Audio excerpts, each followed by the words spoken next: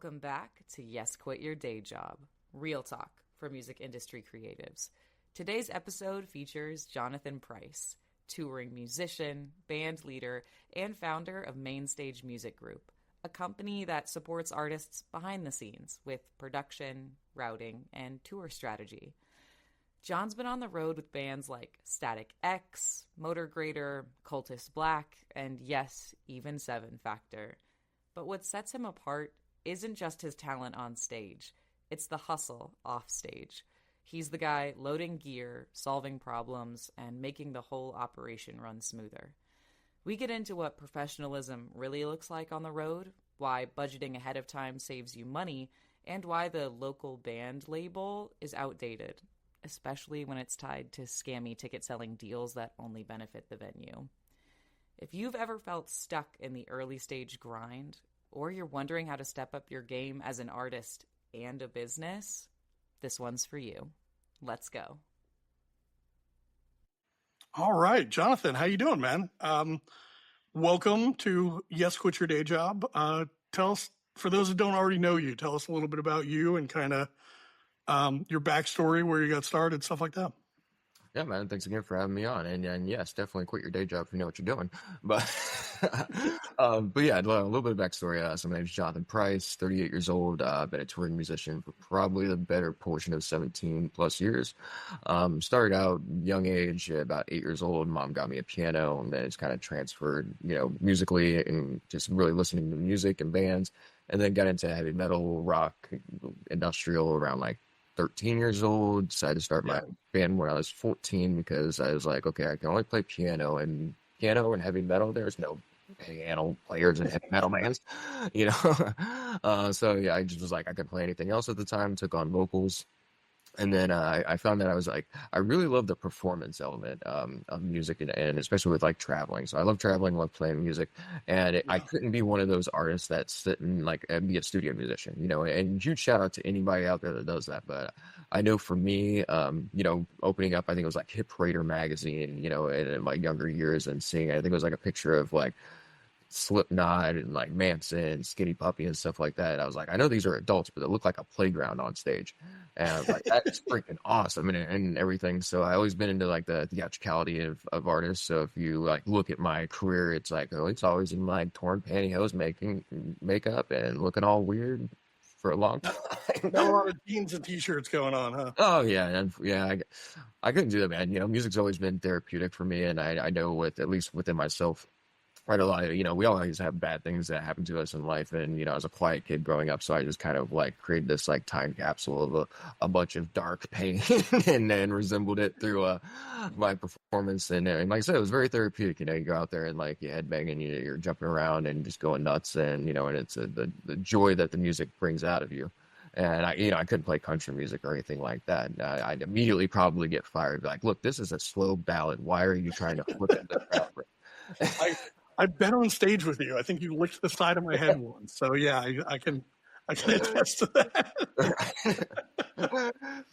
And then from the the music side of things, it kind of transferred as I got older. I wanted to go into like entrepreneurship. I did a few like promotion companies when I was younger, and I kind of focused just around like my wheelhouse, which at that point was like industrial bands.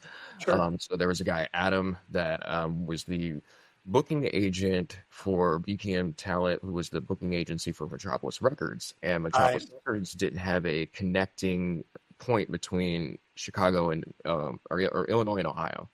So they got a hold of me and then found me through a couple of guys from like the Dismantled crew back in the day. Yeah, Gary. Yeah. And so they reached out to me and, they were like, hey, man, like you brought in, this show and everything. And it actually did really well. We didn't even know there was a place that we could bring shows like this in Indiana, hey. And then they started throwing me like Android Lust and like Comic Christ and a bunch of other bands and stuff like that. So, I mean, I liked promoting and putting on shows and everything. And it was also a really good catalyst because I was in a band at the time. So I could just put my band on that show every single time. I think we've all done that at some point. Right, exactly. I ain't buying on this shit. But no, and then going into my early 30s, I went to a business conference in 2021, and Miami, right? yeah, down in Miami, I for remember that that. Connects Growth Conference, and it was like the guest speakers and everything that was really really cool, but also the people that I got to meet, and there was a lot of people that did like coaching and stuff, and then I had a mentor as well that I was working with automotive sales coach, so huge shout out David Lowe, um, but I was thinking about it and I was like, wait, nobody. I mean, so many people would benefit knowing that you could do things a lot faster by being a smart artist.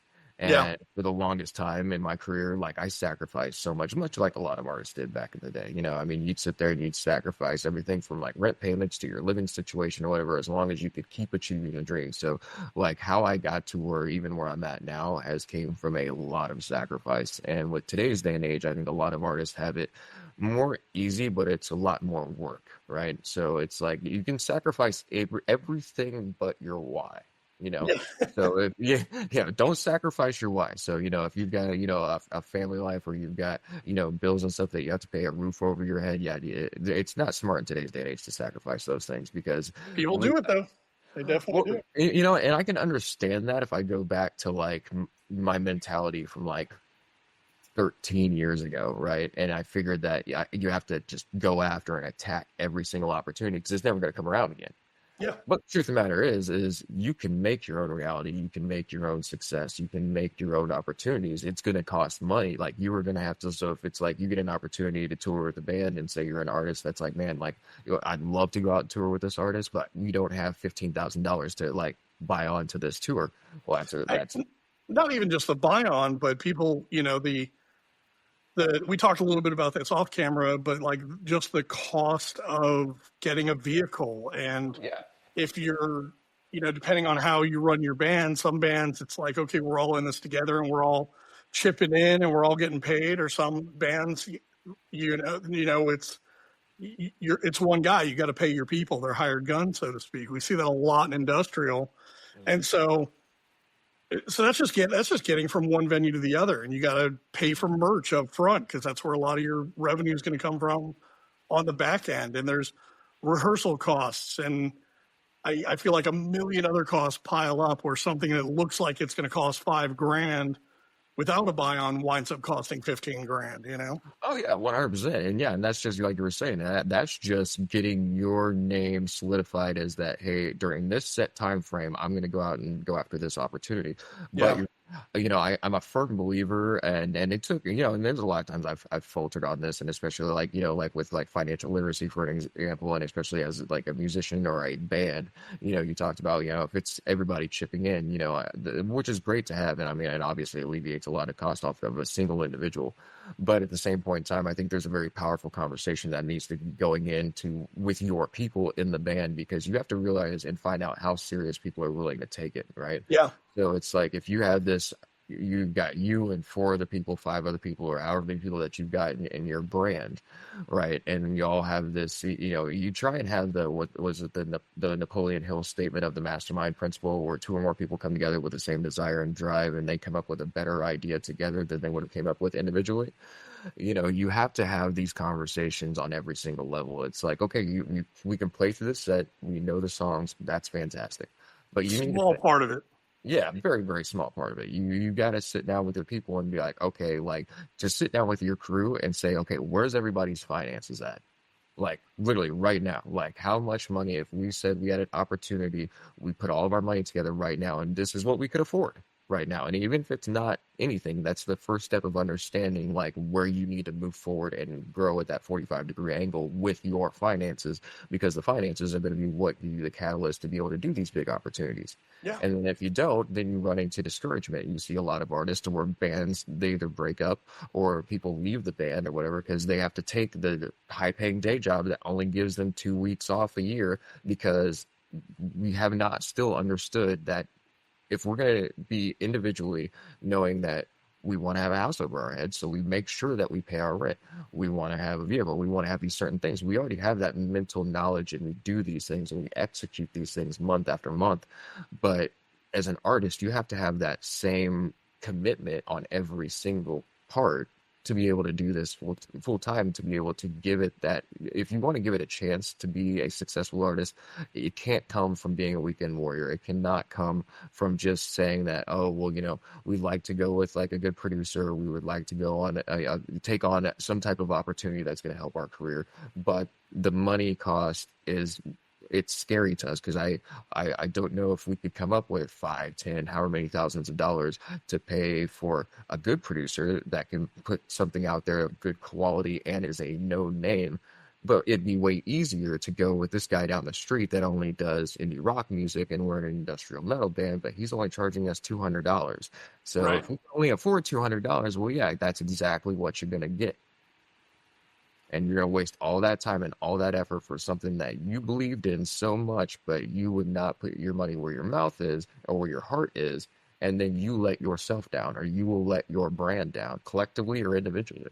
Yeah, it costs you more money in the long run. And again, this another thing that you and I have talked about a lot, where both of us, outside of our own bands, work with other artists in a capacity of artist relations, and artist development is the big one. And as a producer and engineer, I mentioned this to you before, but I have people that come up to me and they're like, yeah, I really want to work with you, and they, I want whether it's the skills or the credentials or whatever it is, they approach me and they're like, we really want you on our record, but we just don't have any money to pay you.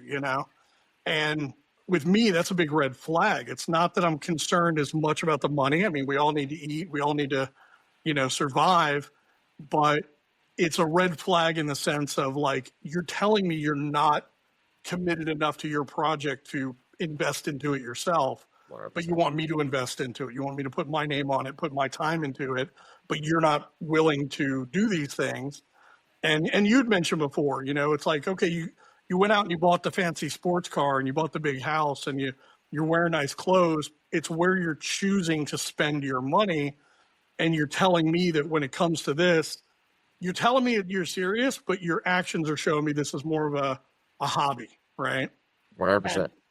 And that's, that's kind of where the name of this podcast, Yes, Quit Your Day Job, it comes from kind of that mentality of, some people, when they hear the name, they're like, oh, is this about like quitting your job, or is it like a multi-level marketing thing? Like, what is this? And it really comes from that old saying, when you take all your passion and all your heart and you put everything into your dreams, and then people want to discourage that, and they, you hear that old, oh, don't quit your day job, right? Yep.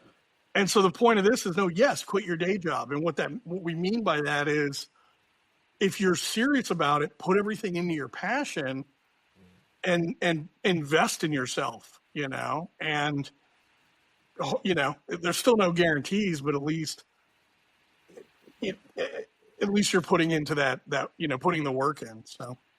Oh yeah, and like there's this one quote. Now I'm going to read this on this podcast. I won't try and make it too long-winded, but I posted, I put it on Facebook or whatever. But this is kind of exactly to what you were just saying. And it's by Theodore Roosevelt. So it's the man in the arena, right? And so he says, "It is not the critic who counts, not the man who points out how the strong man stumbles, or where the doer of deeds could have done them better.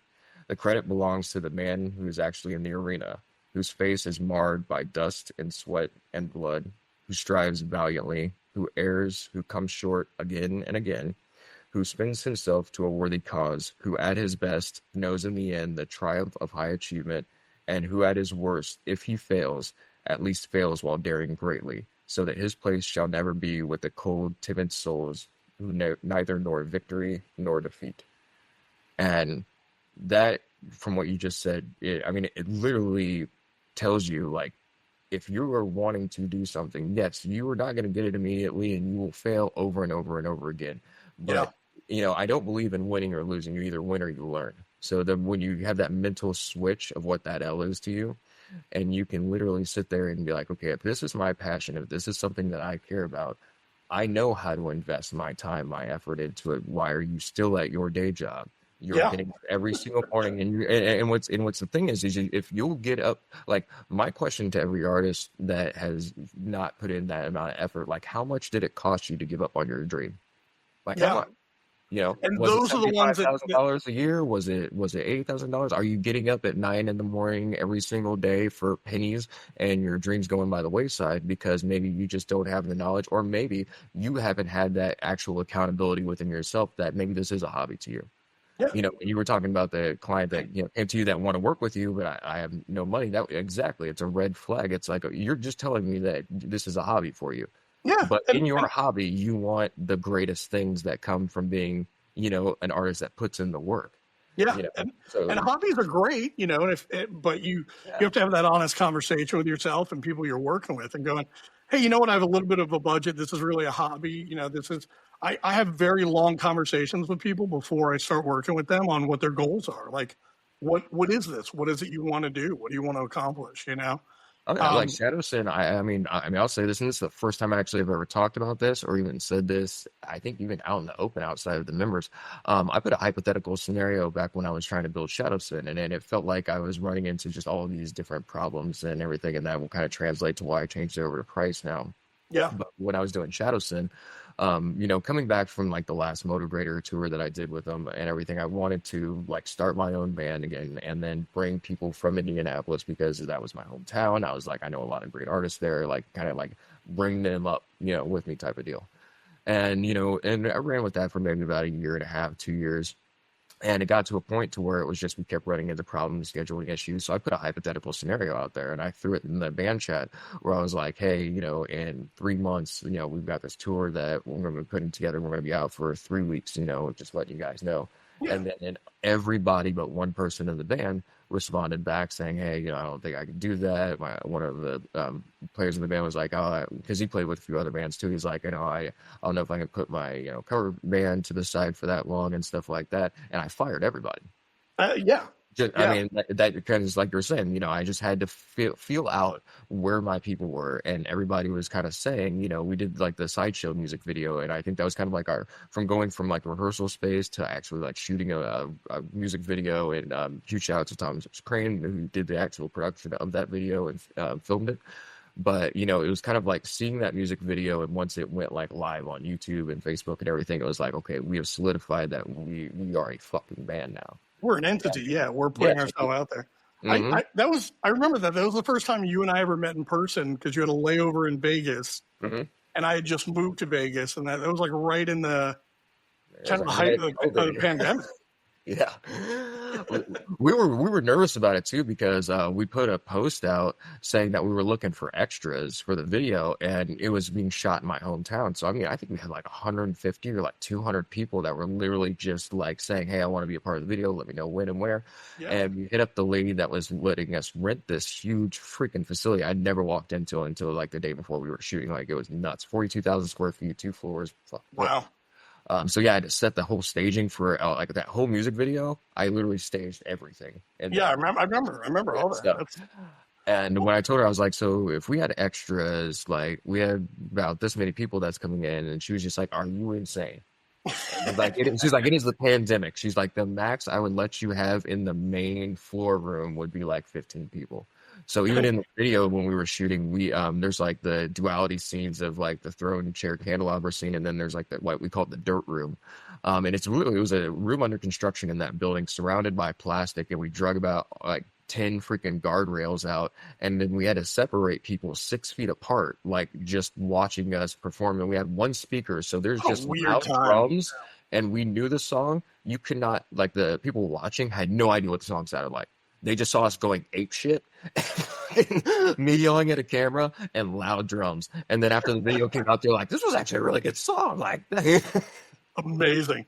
Well, so you mentioned your own bands. You mentioned touring with others, and in the middle of all that, that's when you launched Mainstage Music Group. Like, you mentioned going to Miami, and was that kind of the inspiration? Is that what sparked that, or what sparked that decision? well, from like I said, with the entrepreneurial aspects, I've tried it in different areas, and I think if you're an artist or starting a band, like you're an entrepreneur as well.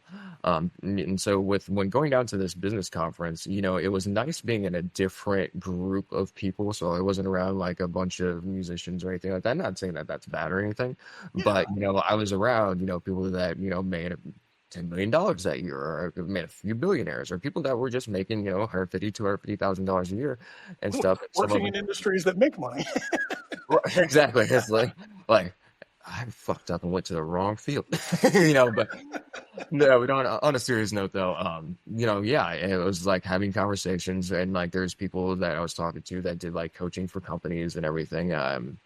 And I was kind of like just giving advice, and I was like, you know what, having mentors is huge. Michael Jackson had Clive Davis. He's one of the biggest pop artists around. I've had mentors, and I had one, even younger, and like I had to look up to people. And like when I was growing up, I was if I went to go see a band that I liked, I was the first one there, and I was the last one to leave. Like Yeah. as the headlining band pulled away, I was the last person that walked away from onto that sidewalk. Or when they finished up, I knew at some point they're gonna have to go to the back to load out. So a lot of the bands that I really enjoyed growing up or whatever, I was the ones either standing out in the freaking rain or the cold, or just standing and waiting just to get a conversation. And I wasn't trying to be like, oh, you guys had an amazing show or everything. Like I were talking with I think it was who was it was a guitar tech for band name's facing me right now, but anyway, he had been with this band for like 15 years, and that's all he knows is just being a guitar tech. He doesn't have any other job. He just goes out and he becomes he's a guitar tech. And I was like, so what gets you up every single day to do this and everything, and like finding out like what's the benefit of being a guitar tech, or for a band having a guitar tech, because there's a guitar player that can easily just change his strings or easily just do this, and then he starts in theory, right? But you have to look at like if you have a 45-minute window or an hour-long window, or as a headliner, and that's the performance time, like you have to give the crowd 150% every single show. You break that string, no one's going to sit there and shut the show off for 5 minutes, 10 minutes while you change that damn string. You have a guitar, either a backup guitar or somebody that will literally go rip that guitar off and you hand you another one, and he'll restring that before the next song's even ready to go. Absolutely. You have to. And it's like the same reason why you would pay like say an interior painter or a plumber that's charging an extreme amount of money. So like say a job was $5,000, it's like, man, I don't know if I want to pay $5,000, but you pay it, and then you get upset because the plumber did it in 45 minutes. Well, that's why you're paying $5,000, because that dude doesn't need to stay there at your place for however long, days on end, completely do these different scheduling things with you. He knows his whole process. You're paying for the time it took him to do it in 45 minutes. 100%. And it's the same way with everything. This is why you go through a good producer. This is why you go through certain people in this industry, because they've been there. Yeah. And that advice and everything is invaluable. And the only thing I could say when I was coming up with the ideas, leaving that business conference, because motivation's temporary. Like I'll tell you right now, that entire weekend, everybody was rah, Yeah, and stuff. But it was they're drinking the apple juice, so to speak. Yeah, 100%. And it was the flight home, honestly, that was the really big like aha moment. I was sitting there trying to figure out like I have enough experience, and I've done things the right way and the wrong way. I've sometimes done things to where it's taken a little bit longer than what could be done way quicker in today's day and age. Yeah. And there's so many artists that I've even just talked to, and especially being out and touring, all the bands that have opened up for bands that I've been a part of and everything. And like that mentality is still there of what I had like 13, 15 years ago. And I'm like, that's a problem. Yeah. I've noticed that a lot. There's that whole concept of a local band, right? And I think that when you and I started, there was a clear kind of, I don't want to say it was a lie, but there was a clear thing that was kind of laid out, which was, okay, you start as a local band, and it's that all local bands become national, or all national bands were local at one point. Yeah. Which I'm one of the few people that I think that's complete bullshit, right? Oh. But I think that there was this idea, and at one time I think it was real, that you start off as a local band and you build this local following, and then you will have fans and you'll be regional. And then once you're regional, you'll get a buzz, and all of a sudden the A&R people will start to hear about you, and somebody will come check out your show and then go, hey, I want to put you on tour with, Guns N' Roses or whatever it is. And you're so awesome. Yeah. And that was the way you did things. Right. but we also didn't have social media then. The way that people consumed music and found new music, and the way even that they went to shows was drastically different 20 years ago than it is now. But I still see these bands that are like, yeah, we're a local band and we gotta, sell tickets to get on every local show, because if we do that enough times, then that's going to be our big break. And it never happens. It's not a linear path. It doesn't, sure, there's outliers and it can happen, but that's not the path to do that. I've never known a band, and I've never been in a band that we got our big break because we were selling tickets or being a street team for a local venue promoter. 100%. Or because we opened the, Fort Lauderdale show for some major tour. Like a week later, nobody remembers that. And that's what you don't realize. Kind of, you zoom out on that bigger picture and you think, this is our big break. We're opening up for Static X or Fear Factory or Manson or whatever. But you zoom out on that and Small dot, man. yeah, your fans have already seen you. The people that wanted to see that show, most of them show up after that support, that local support. It doesn't have that impact you think it does. And so I think that me being on tour, and same thing, bands would open up for us, or we'd have local support, and it would be, you'd see that people, like young kids, are still thinking that there's a linear path that way, that, they probably sold tickets to be on the tour we're on, but we got on it because we built a following in other ways, and we had people in that area, and obviously social connections. You and I have both gotten on a lot of tours because we have good reputations for what we do, and we have friends in the industry that call us up and go, hey, we're putting a tour together. Do you have a band? Do you want to get on it? Like, they don't realize that's where a lot of that value is. Well, and I preach this all the time, and I'm so glad that you brought that up, and I will still say this to this day. I've never given a fuck about like numbers. I like the whole numbers game, especially with social media nowadays. Like, people could go to any page that I have and be like, okay, well, who the hell is this guy to give me advice with? He's like, I've got more followers than he does. Oh, well, that's cool. Right. I guarantee if we exchanged phones, it'd be a little different story. Yeah. Because who can call up and get book studio time right now with a Grammy Award-winning producer who can get you on a tour that's a small arena tour or playing 500-seat venues, Yeah, 100%. And it's about the power of networks. If you just replace that freaking in and just focus on the network, that's all that matters. Yeah. You literally have to put in the work, yes. And a lot of artists that think kind of like what we were talking about, just doing that little hamster wheel approach to everything. And yeah, and I think the downfall with social media is it shows the anomalies, right? So people will see these anomalies or these videos. I mean, like the amount of gurus that you can see on just YouTube alone, right? Yeah. And it's like, I can listen to somebody for like their first 5 minutes of talking, like, you haven't even done this. Right. Yeah, like you watched somebody else's video, thought it was cool, and then you repeated the same bullshit to get their audience, and then you'll see bands do the same thing, right? They'll sit there and like, oh, I like freaking Motionless in White, so we're going to be a band that sounds just like Motionless in White because the industry loves Motionless in White. Well, the truth of the matter is the industry already has a Motionless in White. Exactly. And I think it's funny, where if I'm working with somebody, whether it's in a mentorship, because I mentor other people, but I also have mentors, and you hit the nail on the head with that. It doesn't matter how successful you are, having mentors to guide you is key at every stage of your career.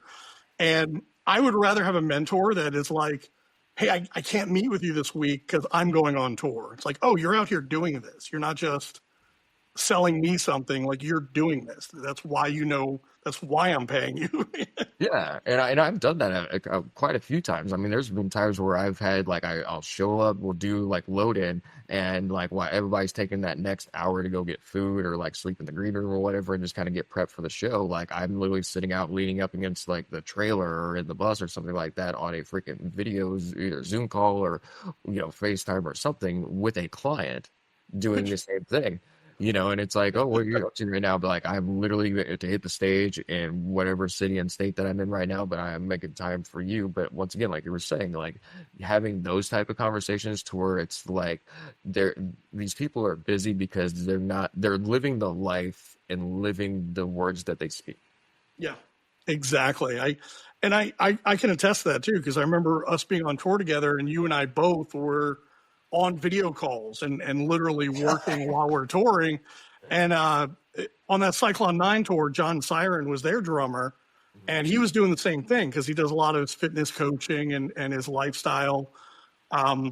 Because he's written a book, if you remember, on just A touring vegan, touring vegan. Yeah. So I remember I would see him on the phone with clients that doing the same thing, where everybody else is sleeping in because they partied all night, and he's up at 8 a.m. in the back of the trailer on a video call. I'm like, the fuck is this guy? Like, he's an animal, you know? Dude is, man. And then, huge shout out John Siren. I mean, I've known that guy back into Mankind is Obsolete era. Wow.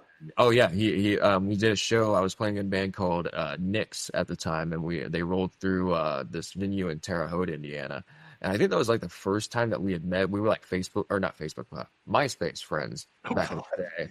And back on Friendster. For all your audience out there watching, this is how dated this conversation's about. Back on LiveJournal, we used to. Yes.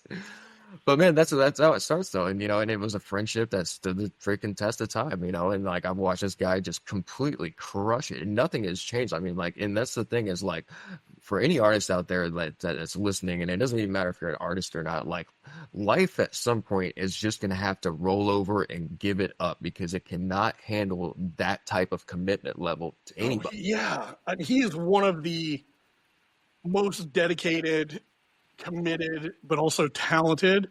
Like, he's got the talent to back it up, but his work, if he had just the talent and not the work ethic he does, I don't think he would be as successful as he is. He's one of the most sought after drummers because of that. Oh, 100%. And the dude, I mean, you have to think about it, man. I mean, and especially with us, like, we have toured a bunch and everything, but like, for those that haven't, or the people that are aspiring to do that, like, you really have to, like, John would be a great example. I mean, like, this guy is a road dog. I gotta get him on the podcast. Oh, dude, reach out, say what's up to him. That would be a great podcast, and especially a lot of the insight that he has. I mean, this dude goes all over the freaking planet, man. And I think he's in Poland tonight. They're playing Castle Fest. Cyclone 9's playing tonight. Yeah. Or last night. I know they're there. He'll go on these tours and then come back and then go on another tour with like IMX or somebody. And he knows he's such a good drummer that he can play in multiple different bands, multiple different styles, and show up every single day. Because the one thing that between like your day job to being a musician, that the musician side or the touring musician side will have over everything, including your day job, is you can call off on your day job. Oh yeah, they're still calling off. Yeah. You show up sick to a freaking venue, or maybe you drank too much and you're hungover, but man, I don't want to play tonight, and you've had tickets sold for your show and you've already committed to this, the flyers went out. Yeah, you're gonna have to go drink some Pedialyte, suck it up, Buttercup, and go get on that freaking stage. You and I have both gone on stage, and between songs we're puking in the side. Oh, I can remember quite a few nights where I'd be on stage and I'm like headbanging. I'm just like, 20 more minutes left. 20 more minutes. Yeah, just watching that clock, like, please. Because you still give 100%, but when that's done, like, don't talk to me until tomorrow. You're listening to Yes, Quit Your Day Job, the show where we get real about what it takes to make music your life. If you're enjoying the episode, do us a favor. Hit subscribe, drop a rating or review, and if you've got a question you want answered on the show, email us at boss@yesquityourdayjob.com. Want to work with Seven? Check out everything Factor Studios has to offer at yesquityourdayjob.com, from production and development to full career strategy. All right, back to the episode. So you've been on the road, we talked about this, but you've been on the road with Static X and Motor Grader and Cultist Black, and you've been on the road with me with Seven Factor. Give us a snapshot of like what those tours taught you, not just as a performer, but now somebody who also manages other artists. Yeah, I mean, so with having like the bigger tours, like with like the motivator side of things, and going out with like Static X and everything, there's a very big difference between what I would be doing on, and I don't want to say this, but I guess maybe as a pop culture way of saying in the local level area, or maybe like just you're not the known artist, you're going out on tour, you're not probably filling out the venues where you're playing, but you're at least going out on the road.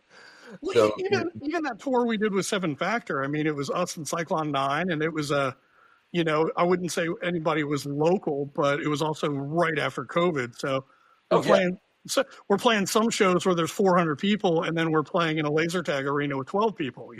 And you want to go down and play laser tag. Yeah. I was like, man, I really want to play laser tag instead of doing a show. Yeah, But I no. remember because you did that Static X tour like right after that, and I was like, fuck, man, he came off our tour and he's doing that, and like, oh my god, that looks like so much fun.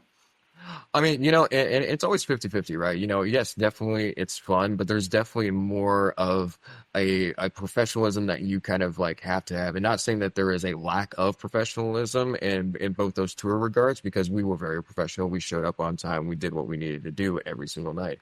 But when it comes to like a big tour package to where you're playing like 4,000 people, like the tour's been sold out for a year, you're playing in front of no less than 4,000 people a night. Yeah. It's a whole different expectation, and also a process when you roll up to it. I mean, you're rolling up to venues at 9 in the morning. There's like 4 buses, there's a tour manager, then there's like techs around, and like you have to be there at 9 a.m. You may not sound check till 4 o'clock in the evening, but you have to show up for check-in at 9 a.m.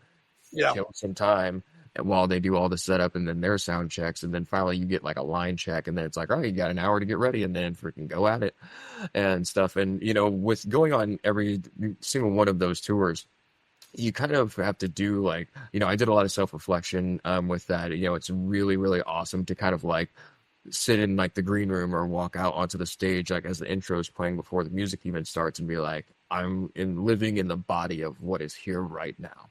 Yeah. To be a person from like, your young years of going to like Ozfest back in the day as like a fan, like looking up at the stage, and then now the freaking whole rule has been reversed, and now you're in that position, and it's very, very humbling, and you definitely feel blessed by it. But I mean, like the mental preparation, the financial preparation, and just knowing that we talk about work ethic, it's like that's where it gets put to the test. Yeah. Because you can get easily kicked off of a tour for anything. And when that happens, you're probably not going to get offered another one. Oh yeah, and that's when your credibility will like either get shot down the freaking drain, or like people will know like in that upper echelon, because those techs also tech for other big bands. Yeah, so everybody knows everybody. God, yeah. Everybody knows everybody. So how is your name going to come out of somebody else's mouth? And that's the only thing that I will say, that regardless of what tour you go on, whether it's small tours or big tours, I mean, like it's the venue, it's the sound guy, it's your own band, when it comes to like the lower levels of touring, and then when it goes into like the big festivals, the arenas, the 4,000 plus capacity places and stuff, like, once again, like it's the same thing. How is your name going to be echoed out of somebody else's mouth? And that favorite bands talk to each other. Yeah. And that travels far. I mean, even coming off of the Cyclone tour with you, I remember getting called and asked to go out and like be like a roadie for Tim Skold and Nero for like, I don't know if it was Skold or Not My God or Cyclone. It's one of the 3 things that they do, and everything. But just due to my schedule, I couldn't do it at the time. But once again, getting like that call, or during like Nero's on the phone with Skold and he's like talking really good about you or whatever, and to somebody that played with like Manson and KMFDM and stuff like that. So it's like always just having an understanding of like just feel like you're being watched, right? It's like how, if you want to be professional, then practice your professionalism in these lower levels. I mean, all these people that want like the millions of followers and the big, like think about where you're at right now, whether it be mentally or as an artist. How would you handle 2 million people judging you on everything that you do right now? And if you don't have those eyes on you right now, that's great, because you got time to fuck up. You got time you have the luxury of not having the fans pay attention to you. And once you start getting up there, the fans, you get those obsessive fans that they want to know everything about you, right? Oh, yeah. How do you live up to that scrutiny? And then also, how do you live up to the, oh man, we really need a really good tech for this tour, I remember Price worked with us on that one tour and he just killed it. Or it could go the other way. I'm like, oh man, that one thing happened. I don't Yeah. know if we should, and it could go either way, and it could change in a heartbeat. Oh yeah, and that's the thing is like and you will have fuck ups, somewhere Sure. along the way. Everybody is human, but I think you also have to keep in mind before the fuck up, do you have enough of a resume that will overshadow that one fuck up? You know what I'm saying? Like if you're a consistent fuck up or you're somebody that just consistently just keeps letting people down, then maybe you need to understand that, have some like self-internal shit that you need to work on, and then figure out if this is actually something that you want to do. But like I said, there's going to come times where, yeah, you're not going to have your best moments or whatever, and all you got to do is get back up the next day and know that this day right now that you're getting ready to start is not yesterday. And Yeah. then if you get back on your grind and you just show that, hey, this isn't a permanent thing. This isn't something that's going to continue. I learned from my mistake. I'm sorry that it happened. Be accountable for that situation and move the fuck on. And then just go back at it. Like, and you have to do that with music in general. Like, yeah, you're going to have a song that you put thousands of dollars into a music video for. They put thousands of dollars into the studio production of it, and maybe it doesn't hit the way that you wanted it to, or maybe nobody fucking cares. And then you get discouraged and be like, well, I'm never spending that much money on anything else. And yet, no, there were certain things that you didn't do. The reason why nobody knows about that is your fault. Yeah. The reason why you're playing the small clubs still 10, 15 years of being a band is your fault. Yeah. And when you have that personal realization, like, it's only up from there. A ball that doesn't hit the bottom can't bounce back. So, like, are you going to just deflate, or are you just going to figure out that, hey, okay, this isn't working, but if we just put these other things in place before we try and do this, we're going to see a way different result. And then that personal accountability, and also, like you mentioned, the building relationships is so important. You've worked with like Jay Gordon from Orgy, for example. How did that come together? Yeah, so 2018, we went out. So it was the Bring Your Army tour. So it was Orgy, Motivator, Brand of Jewels, and something Crown. I feel bad for forgetting the band name. The Crown. Sorry, the Crown. Something Crown. Got it. Yeah, so there's a crown involved somewhere. But yeah, I remember Nuke sending me this it was like 2 or 3 in the freaking morning or whatever, sent me this freaking picture of this arena and everything, and he was like, "We're going on the Orgy," and I think that was a typo, but I was like, "We're about to what?" And then he went to saying, "We're going on tour with Orgy," and everything. So, but he showed a picture of the State Farm Arena, and it was one of our stops on that tour, and I was like, "Holy shit! Like, we're playing an arena? Oh hell yeah!" Wow. And it was because Puddle of Mud and Saliva and then our tour package were merging together in the same night. Oh, okay. So Laredo, Texas, we go and we play this arena. Texas always has such great shows. Oh yeah, no doubt. Huge shout out to Texas. It's such a huge state to freaking drive through, man. But, it takes like 4 days to drive through it, but they have great shows. You do actually do a mini tour in Texas if you wanted to. 100%. But and I had never, spoken to like Jerry or anybody from like Orgy prior to this or anything like that. And then we start the tour, and like you would think, and I've been out on some tours where like the headliner is like always on their bus, always in the green room, never hardly see them or anything like that. And they were just so down to earth, really, really chill and relaxed. Like, I think I spoke with all of the band members the first freaking day. And cool. We were just kind of like, we shot the shit. And then it was like the second or third day I came out of the venue, and I think we were in maybe like Florida or something like that. And Another the great bus place to play. Yeah. And Usually. yeah, depending on where you play. But it was like somewhere at the far end of the parking lot is like the Orgy's tour bus. And I just, and for those that don't know, I also used to go by the name Zero. So I just heard, "Hey, Zero." And I turn and I look, and Jay is like this big. That's how far the parking lot was. And he just chucks this football into there, and it's like pitch black dark outside. So he just throws it into oblivion. And I'm like looking, and I still can't see this thing, And then this little freaking missile comes out of nowhere, and I catch it, but he hits me like dead in the chest from freaking like 50 yards away. And so if this dude was not a touring, like platinum known freaking artist, he would probably be an NFL quarterback. Not even like joking on this. Yeah, he's like 9 feet tall and very athletic. Exactly. And you know, and it was small things like that, man. Like, I mean, literally every single day I think on that tour was like, at some point we were throwing the football outside of a venue, you know, and then, you know, yes, he's a musician and everything, but, you know, he's definitely a family man, great dad and everything. He's on the phone with his kids after he gets off the, you know, stage and everything, make sure that gets handled on a day to day. And then, like I said, we just kind of, you know, chatted and everything. And then it got to a point, I think like halfway through the tour when I think the singer and the guitar player, Moto, got really pissed off at me. I think me and the singer almost actually got into a fight on stage. But Happens.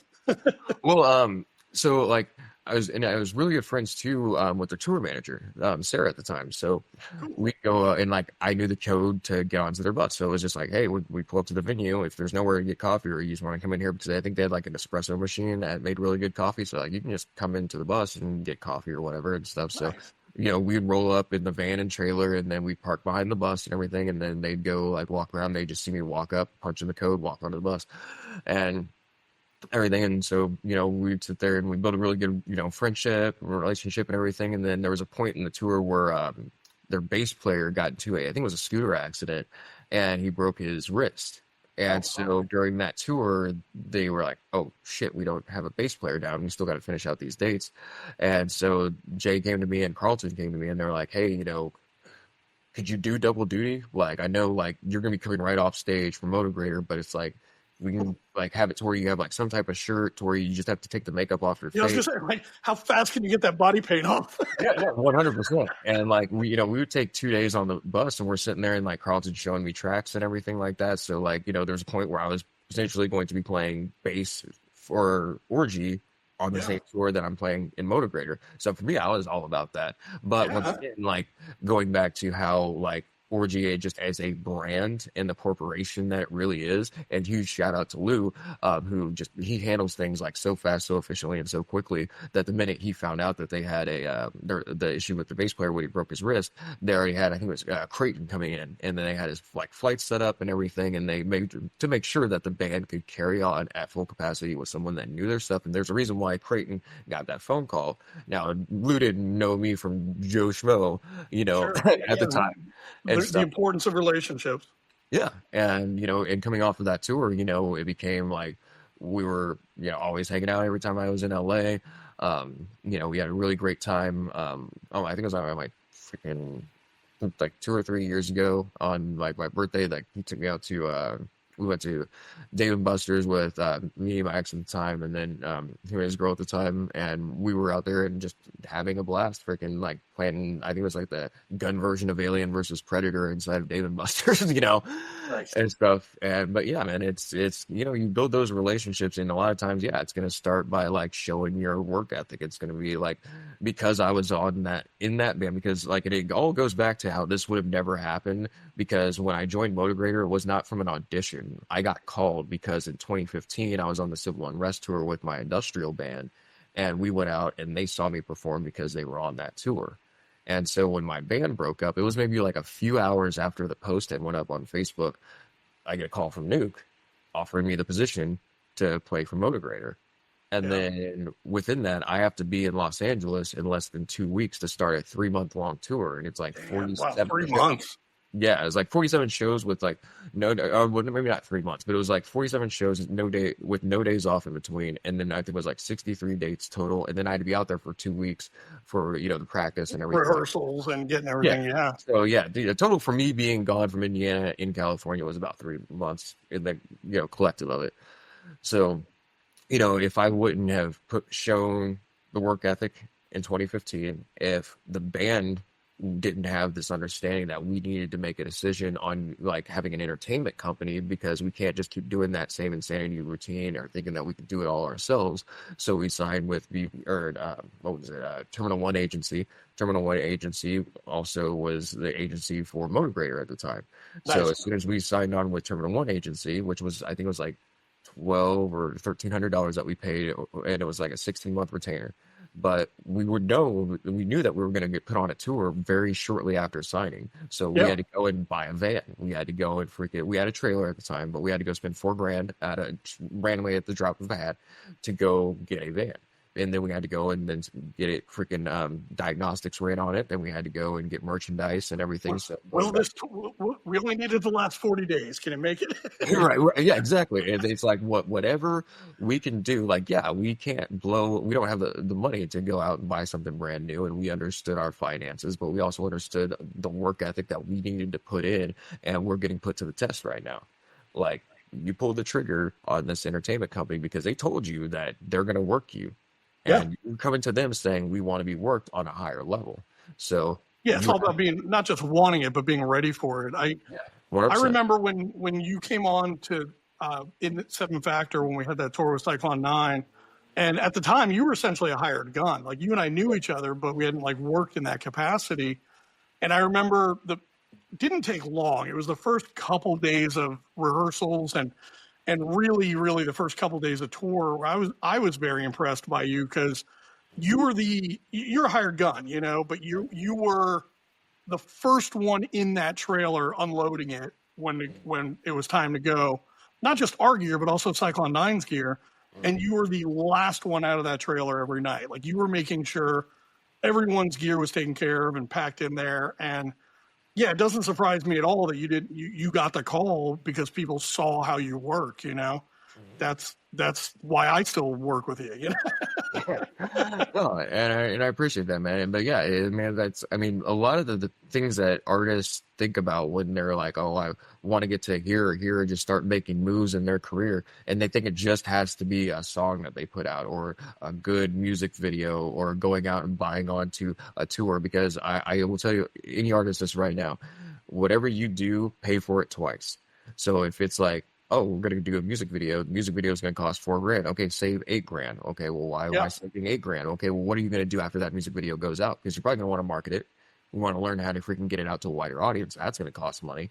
And then you're probably going to want to go and do this for another song. Or same way with a tour. Like if you go out for a tour that you buy onto, regardless of the price tag, pay for it twice. Because it's not about what you do then. Because I'll tell you right now, if we went and just did that Static X tour or just did that Orgy tour, in the moment of that tour, yeah, people are going to be all about it. But if they don't see another, you know, continuance of just the growth, because the reason why if you go and you play your hometown and you sit there and open up for a big band, and they are there to see them and you, but you book a show at the same location and not that many people come out, well, why not? Because they're the same people from the same city, from the same state, but people as humans respect the grind.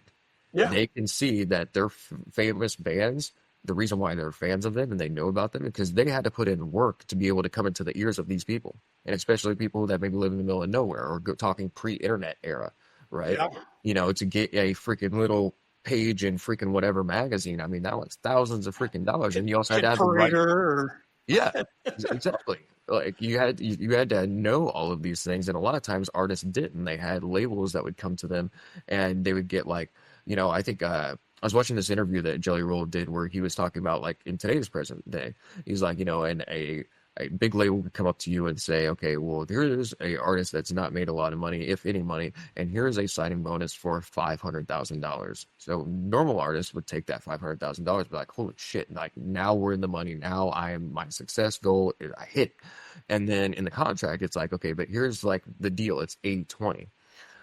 Okay, well, we'll take the $500,000 and we'll just deal with 80-20. Well, no.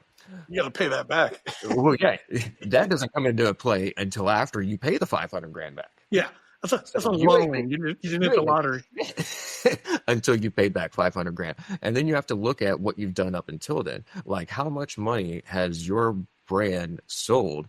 And run your yearly numbers. I mean, so many bands will sit there and run their yearly stats on freaking Spotify. But if I ask any artist, how much money did you spend last year between even the small things, guitar cable, studio time, gas to drive to shows, what's the number? Nobody knows.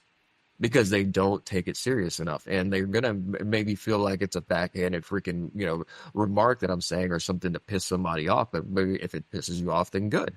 because the truth of the matter is like a brand is a business, a band is a business. And that's why even like with Mainstage Music Group, our saying is we help you turn band into brand. And it's not just because it's like a little catchy little put an R in front of it. Yeah. It's like, I'm not going to sit here and promise you 1 million followers or anything like that, but I'm going to tell you the work that's needed, the things that you need to do. And I don't care what type of artist you are, what type of genre that you play, the formula has stayed the same for decades. The industry may have changed, things that may have went online, digital, yada, yada, yada, but the formula has not changed. And they don't know it. Also, that kind of problem solving for artists, like one thing I've always admired about you, you're helping artists scale their careers without necessarily needing a label money or some of these old school kind of gatekeeper vibes. Was that always the goal with Mainstage? Yeah, I mean, because the only thing that separates like what a label's doing and then what you can do as an independent artist is having the network, having those connections, having a PR person that you can trust that actually has a resume that knows, and like you can see that if you give them money, you're going to expect results. Yep. And if you do this with a booking agent, if you do this with a publicist, you do this with every single element of what needs any type of brand, like you don't even have to go to a band. Like, so, okay, I don't know a famous artist. Like, say you're just an artist that, it's your band, maybe you know a few people in the local scene and that's it. Okay, cool. Go down to the most local mom and pop business that you have. Ask them how they keep going. Go to any franchise business and talk to the freaking, you might not be able to talk to the CEO, but who's the district manager that you could talk to? Or go to an automotive dealership with the dude with this name on it and want to speak with him and be like, hey, can I just interview you for 5 minutes and find out how did you get this from the brick and mortar to present day? Yeah. You're going to find a lot of formulas that you can literally just intertwine in your music career, and it'll change the game for you completely. And that's why I went down to that business conference in 2021. There was so many like nuggets that I got from so many people that it just helped me to change the whole way of thinking into where it's like, if I would have done this back then, holy shit, like the possibilities that could have even happened even further than where I'm at now. And people forget with the music business, that key word business, right? Exactly. This ain't show business, or was it? This ain't show friends at show business, and brutal. I mean, it's true though. I mean, there's been a lot of times where, like I said, when I had to let the whole crew minus one person from Shadow Sing go and just like shut that whole thing down. I mean, that was hard. Those were people that I've known for almost like 20 years. Yeah. And to like just like, and I had to take a few days to like really like think of, is there any other reason that I could make this work without having to do this? And the answer came down to no. And it wasn't that they weren't good musicians by any means. These were great. Just the business side of things, yeah. But yeah, it's like I knew what we needed to do. There's that I know the formula, I know the trail, but you have to be committed to it on this level. And they just either for whatever reason couldn't. And I understand it. Trust me, I'm not mad at them. We still talk all the time. But once again, I got to keep going one way or another. Yeah. Well, and speaking of keeping going, so your band Price is active. Are you writing while on tour? Are you blocking out time to focus on that? So right now, so like I took 2024 off, and then so going into this year, I've been working on just trying to get just starting at the basics, right? I've spent all this time playing in other bands, helping grow other bands and things like that, to where it's like I think me and the singer from Cultus Black kind of had this conversation too, where we always knew at some point that there was going to have this conversation that we ended up having at the latter end of 2023 was going to come, that I was going to have to make a decision at some point to do my own thing. And focus fully on that. And there's times where like when I was trying to do that and balance both, and then I ended up letting like the band down that I was trying to build because we were just so busy with Cultus, and there were some tours that I just couldn't make due to certain whatever reasons in life. Sure. But but once again, the brand has to keep going, and like it wasn't something that they wanted at the time for it to happen and stuff. But once again, like the brand has to keep going at full capacity, and I was just a touring percussionist and backing vocalist. Now, granted, yes, I was a great performer. Oh, yeah, God, yeah, but I have to be at all the shows. Like it can't just be anymore. Like the band's getting notoriety, so if they see 6 people on stage, they need to see that every single time, right? And the beauty of a masked band, though, right? No, yeah, exactly. business mind, Yeah. and so and like it's been really great though. Like I'm just kind of going into like working with David Nazi, great producer and everything. Yeah, I saw And, that. yeah, so and I'm just been really kind of taking things slow, maybe a little slower than my bass player Jimmy Minge. So huge shout out to him. He has been like my right hand in this, and he's also done some writing and brought some songs in too. Because I used to be just so like militant about like it's gonna be my songs, simple as that. Don't bring me anything else. You guys don't understand my brain, but but My band, my vision, my songs, right? well, and it was also too like it was like and it was a mental thing more that I thought about it. But like I used to believe that it's like, man, I can't like if I had no input on the writing process, like I don't know if I can really as a lyricist like give something that's like 100%. Oh, I'm the same way. Yeah, I mean, you know that. Like, Yeah, and then I just ran into those hurdles and stuff, and then I kind of broke that mold, which has been good. And so right now we're about like halfway through with the songs for the album. We're pulling in some new guys, so I'm trying to get this thing really kind of like into fruition, album done and everything like that, probably around October. But this is going to be like rehearsals are done. We've got live shows scheduled. Albums ready to go. Web store is going to be popping, and then actually doing all the marketing to like bring people into the freaking door, right? People need to know about this. And like I said, going back from my past experiences, I don't want to go into this and just, okay, here's a profile picture. Oh, here's a Facebook post. We're doing a pre-sales for the album, or here's, whatever. It's like, no, you have to take the business model. You have to learn marketing, target marketing. Like, who do I want to target first? If I've got shows in California, let's say it's Los Angeles, how do I target market Los Angeles? Because everybody's active in Los Angeles. Like if there's a show at the Whiskey, there's a show at the Viper Room, there's a show at the Rocky. Across the street. Yeah. So if you have fans in that area, okay, cool. But they're not going to be there at the time the doors open and be there for the rest of the night because their friends are also playing in other different places, or like maybe you're not a headliner yet. So you're really not holding weight to keep people there. And it's nothing against like your band's bad or you sound bad or anything like that, but there's just way more distractions and way more things that are bigger than you and your moment in that night at the time. So you need to find out like, okay, how do I target this? How do I make this like the place to be in Los Angeles on this specific day? So I might be reaching out to being like, well, instead of like trying to just play the Whiskey as our band and then bringing in a bunch of locals, like what if I rented out the Whiskey? Now, that could cost me like $1,400, but if I bring on like Fear Factory or freaking Orgy or something like that, then you're bringing people with notoriety, you're bringing people with a crowd and stuff, and then you're filling out the night. Then you're actually making more money than what you pay to rent the freaking thing. Thinking outside the box, man. That's what I was talking about. Like the way things used to be done. It's different for sure. Where can people find you? Find stuff about Price, find stuff about main stage music. Just if they want to reach out to you with more questions, what are some good places where they can find you? Yeah, I mean, so you can go, social media, Main Stage Music Group, whether it be, Facebook, Instagram. We do have a YouTube channel, so we do offer, and I do put out a lot of free content. So anybody, when it comes to like the touring thing, I did a webinar in 2023 and December, and I went over the cost of touring into a degree. So I actually have that clip during that webinar there. There's also clips from, and I noticed that you did an interview with Aaron Nordstrom, so huge shout out. Yeah, we had Aaron on not too long ago at all. Yeah, he was one of my keynotes for that webinar, him and Kung Fu Vampire. So I got those clips on there as well. I had a great conversation with Aaron. I really enjoyed talking with him. Oh, it's such an amazing dude, man. And especially like, I always made the joke. I was like, if you could ever think of like God as a heavy metal singer, like that's what he would probably look like. He's got for sure, and he's got some great like radio voice where he's so chill, but there's like such wisdom with everything he says. Sure. Like, and it's all in the white beard, man. Like that. Yeah. I don't know if you saw any of the clips of him. I put up a bunch of 1-minute clips, and then there's the whole episode is up too. Okay. Definitely check that out if you want. There's a lot of reoccurring themes with stuff you and I talk about. I think one thing that every interview that I've done so far. So oddly enough, this is episode 7, right?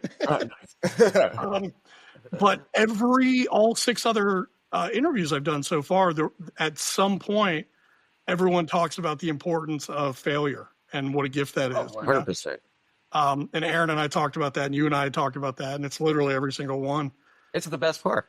And Yeah. I know that's going to sound completely like random or whatever, but honestly, like to be able to fail is going to not only humble you, but you are going to learn so much because of that. So And much. I can't tell you how much failure has helped me as a musician or as a business owner or, just in every single aspect. I mean, a lot of times there's been in my past or whatever, I reacted to things a very negative way when I could like that.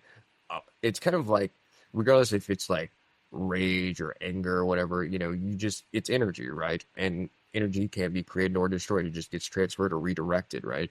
So, I think we've heard some of the most beautiful pieces of music from pain, from loss, Yeah. from failure and everything. And so it's like if you really can look at it as, failure being the best catalyst and the best like weapon in your arsenal to come at things from either a different mentality and just you'll create and have more things happen than you would have never even thought of in that mental state or in that mindset because you're just worried about you failing or and I think social media is a really big problem when it comes to that specific element because everything's got to be perfect on social media. Everybody's got to make sure Oh, they got yeah. filters and they got to make sure that we don't post a demo, we post the song or we post clips that are going to get virality or whatever. And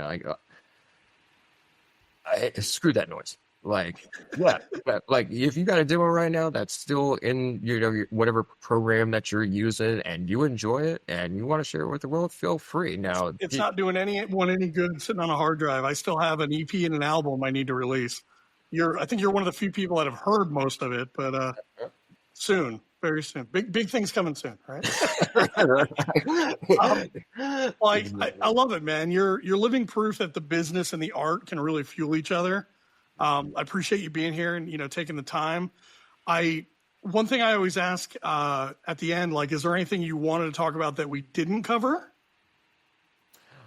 No, I mean honestly, I think we hit a lot of really, really good points, and honestly, I can't wait to see the responses and I think a lot of artists should definitely, especially with this conversation that we've had, sometimes because I mean we're just sitting back, just having just like a normal conversation, but Yeah. if we brought People out might not realize you and I have had conversations like this just on the phone for hours, just with no audience. yeah, exactly, and here's the thing, it's people need to understand like when you grind in silence, the arena is empty. Yeah. There is nobody there cheering you on, and that is where you practice, you mold, and you just put your head down and don't focus on anything but what you're actually trying to achieve and get it done. And I've noticed you do that, and I noticed with your social media, every now and then, your profile picture and your cover photo on Facebook go black. Yep. And I was like, okay, all right, he's grinding. He's taking, it looks like he's not doing anything. He's probably the most active right now, and nobody realizes it. yeah, and a lot of people that do follow me and things like that, and with doing that as in the frequency of the times that I've needed to do that, they have caught on to that because at first when I was doing it, people were like, "Dude, are you okay? Like, what's Are wrong? you good?" And then they don't hear from me on Messenger, so then they think the worst, and then my phone starts blowing up and everything. But it comes to the point because it's so easy, right, to go on like social media and let's either scroll and I have to use social media a lot too because I'm a business owner. I have to do client acquisition. I have to go and search artists and look for artists and then talk to artists and stuff. And I can send them emails for days, and a lot of them don't even they'll respond on Messenger like this. 3 weeks later, they'll respond to my email. So, Yep. but sometimes you have to just kind of make it known, and also too, to kind of puts this little mystery behind it too. I find to where it's like there's something in my life that's happening where I'm only focusing on that, and yeah, could it be easy to just not change the profile and just not be active on social media? But I try and do this as a way to let people know that it's also okay for you to do that. You know what I'm saying? I think there's times where people really can need to step away. I think they invest too much of their life into social media while, the wayside of everything else is gone to shit. Yeah. And Daily they life want to falls keep up the apart. persona, right? They want to keep up the persona that, people will need to like this post because they think that I've got this or that I'm doing this. I mean, I was seeing freaking influencers, like a buddy of mine that actually down in the Las Vegas airport that told me that he had an influencer come on his freaking plane one time because he flies for private jets and everything. Yeah. And he was like, they booked a photo shoot for this girl to come onto a private jet and take pictures for her Instagram because she has like 500,000 followers or something like that, and they think that she has private jet now. And now her posts, they think that she's making all this money and stuff like that. And it was just like, man, the fact that people will do that is crazy, but they will. I can't tell you how many times when I used to run a very large studio in Orlando, and we would have artists that would come in and they'd book the A room for like an hour or two because they wanted to be in front of that big SSL, and Oh they would yeah. do a photo shoot. And maybe we're recording in there, but we're not using that console. We're using channels 1 and 2, left and right playback, right? Or the one that cracked me up is we would do an hour or two in the A room and the photo shoot and all that, the video and the Instagram, and then we would move over to the C room where we're on an AWS 900 to do the actual tracking. Yeah, it's Cloud's a hell of a drug. It's funny. The other thing with social media, though, you hit the nail on the head with this, where like I had a meeting last week. I was lucky enough to go up to Apple Music and tour their facilities up there, and I was talking with some of the people there, and they were saying that when they're reaching out to artists and trying to work with artists in different capacities, they would email the management or email the representatives of the artists, and they wouldn't really hear much, or they just exhausted their network and weren't able to like find new artists necessarily as easily. So they just started going on Instagram and being like, who's commenting? Like, if you look on like Billie Eilish or Taylor Swift, who's commenting on there that are also other people in the industry? And they would just shoot them messages on Instagram. Like that's how they're connecting. And I was like, okay, Apple, one of the biggest companies in the world, is using Instagram to like reach out, like, hey, you want to do some cool stuff together? Yeah, I mean, and that's crazy too, because I mean, it just kind of shows how like that the communication lines have changed. Yeah. And and those things can happen and stuff. And but kind of like what we were saying too about the anomalies, right? For everybody listening out there, always be wary of that. Don't think that that's your path. Don't think that that's how it's going to happen to you, and don't expect that it's going to happen to you like that. I mean, if it does, then that's great. Then you could be one of those added anomalies. But if you look at how many bands there are in the United States, for example, right now, you will be shocked because you will think that, okay, all these people have platforms. Anybody can inflate their numbers nowadays. There's at least a dozen bands on Facebook that I've seen. At least a dozen. I mean, if we see 13, man, I'm going to lose my shit. Yeah. I look at Spotify and Apple Music, at least 20 bands on there. Probably more if you really look. Those 20 bands quit their day job for sure. Exactly. We've had a great conversation. I really enjoyed having you. Again, I appreciate you taking the time. I've asked you a bunch of questions. One thing I want to do is at the end of our segments, give you a chance to ask me a question. Yeah. Okay. So, I hear you're an audio engineer. So, I mean, you noticed that, didn't you? I would say what would be in today's day and age, and I've actually had this conversation with a couple others. So with like AI, and I've seen a lot of people try and do like this AI artistry to where like they'll have the AI write the music. They'll have these apps to where they'll talk into an AI app and then they'll just put like that voice perfected over the song. So it'll sound like them. The music will be whatever they want it to be and sound like, and could probably have a lot of trajectory and traction if the right person hears it. But what do you see as like the downfalls when it comes to, I mean, I see a lot of downfalls with even just saying that, but just as, an engineer and somebody that works with artists that put in the work as like the guitar player, the drummer, or the brand itself, that put that work in to make those songs, and then somebody that can go out there and find and try and achieve success through like a chat GPT way of making music? Yeah, wow, great question. So there's a lot of layers to that, man. Um, I mean, even recently, the producer Timberland signed an AI artist, right? That's completely AI fabricated. I know I've seen out of Japan over the last few years, there's a couple artists that are completely fictional, right? The music and everything.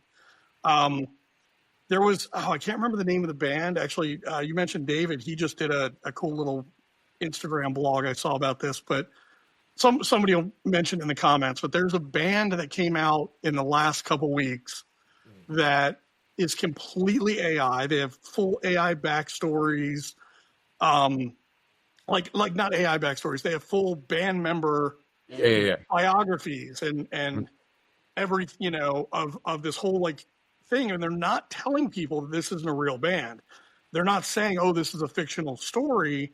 They're presenting these characters and this music as a real band, and they amassed hundreds of thousands of plays in a couple days. So that opens up a can of worms right there. Legally, if you really are, you get your lawyers and you really dive into the legality of like having your music on Spotify, you can't, just in general, you can't deceive the public by saying that this is a real band and this is real music created by people when it's not. Right. But just in general, you can't willingly deceive the public in business, but is that artistry? Is that, like movies, where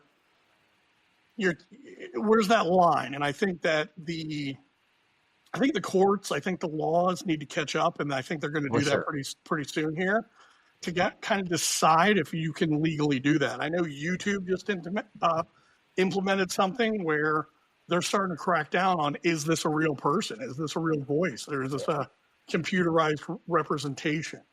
So I think we're going to see the laws, and it's a brand new thing, but it's going to catch up with people to where we're not going to see fully AI developed stuff as much, or at least there'll be warnings and we know it is. Yeah.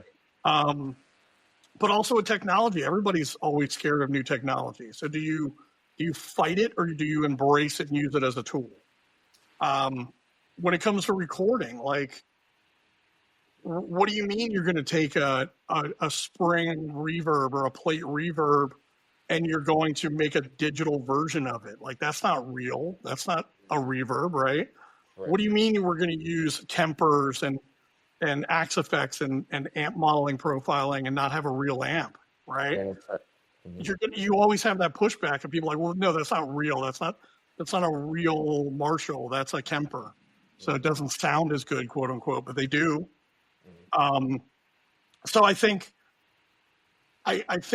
as an engineer and as an artist, being aware of what's happening, because it's technology mixing with music, right? So technology moves fast. You got Moore's law that it's going to happen quickly, and to be aware of what's happening in the industry, to keep up to date on the changes that are being made, and to utilize it as a tool, I think is important. But I'm not scared of AI personally, or AI artists, because I think that I at the end of the day, the artist has a voice. The artist has a soul. The artist has something to say.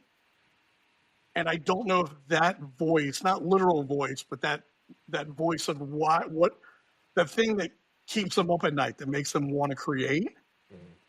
I don't think that technology is going to get to a point where it's going to replicate that. I think you're always going to have a need for those artists that have that thing. Yeah. So that's my take on it. And yeah, I love that. If we're all overrun by Terminators in 20 years, then we know I was wrong. For sure. But yeah, great question, man. The AI thing is definitely on the forefront, and if it's not, it should be of everybody's thoughts. So, yeah, man. Cool, man. Well, that's it for us. Well, man, hey, thank you for having me on. Great conversation. I definitely think that we hit a lot of really, really good points that I think any artist listening into this can either relate to or definitely like respect and kind of take into what they're doing currently. And I hope the best for the industry. And yeah, it's crazy right now, but it's always gonna be crazy. And like I said, you can either embrace certain things or fight them, and finding out what line that is in Yeah. certain areas I is mean, where we're at right now.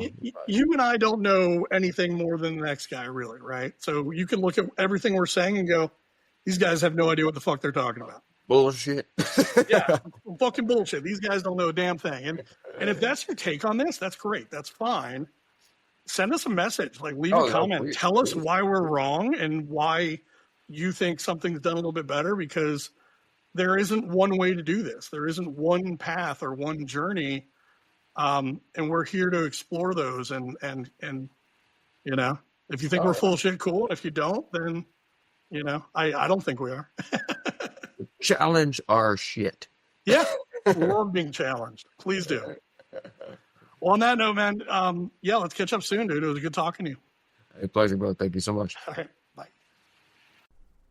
That wraps up today's episode of Yes, Quit Your Day Job. Big thanks to Jonathan Price for dropping so much wisdom on what it really means to be a professional artist. Remember, there's no such thing as a local band. You're either building something or burning out, and the difference is how you handle your business. Catch more from John at Mainstage Music Group or follow his band Price on socials. We have a new episode every Tuesday, and we've got more incredible guests on deck. Until then, stay sharp, stay loud, and don't wait for permission.